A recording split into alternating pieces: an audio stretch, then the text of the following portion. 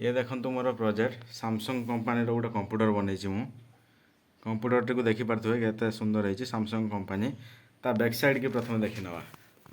Back साइडटा केमती बनाई देखु बैक साइड लिखाई made in India ISI mark दिखाई ओरिजिनल बोली नंबर 1 अच्छी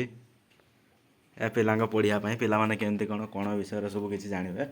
मुझे प्रोजेक्टटा आरंभ कर 2 दिन है किंतु एटा संपूर्ण होना आपको संपूर्ण करने को आउ अध घंटाए लगे देखो ये जो चक्र अच्छी आ चक्र उपर सब विभिन्न मान डिग्री सब रही देखिपे मुझे पाखक नहीं कंप्यूटर पाखक नहीं देखो देखिपे जदि आम ये जो चित्र गुड़ा अच्छी एटा केते अच्छी एटा 90 डिग्री अच्छी एटा 90 डिग्री माने समकोण आमर स्थूल कोण केमती जाना स्थूल कोण कौन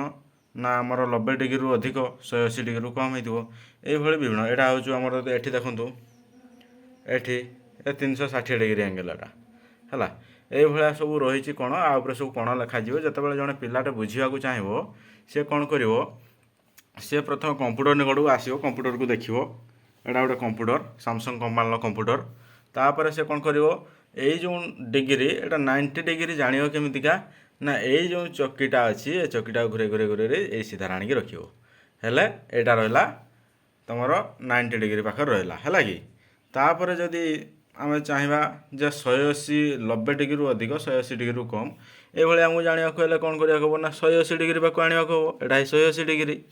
180 डिग्री रु कम होता दरकार तुम 170 भी नहीं पार 160 भी नहीं पार किंतु 90 डिग्री रु ऊपर को होता दरकार ताहले सेटा स्थूल कोण रे जीवो है कि तो ये आम अन्य विषय देती विभिन्न कोण अच्छी 360 डिग्री अच्छी आपणकर 340 डिग्री अच्छी 250 अच्छी सबकि ये जापर आपण पिलामानंकु ये कोण विषय सूचना देवाई ये प्रोजेक्टटा बन जदि आपन को ये प्रोजेक्ट पसंद होता है ताहले लाइक करंतु एवं सब्सक्राइब बहुत मात्रा करंतु आगो को मु अनेक किसी प्रोजेक्ट बनैबी जहाँ पिलामानंको शिक्षा निमंते बहुत सहायक हो धन्यवाद थैंक यू।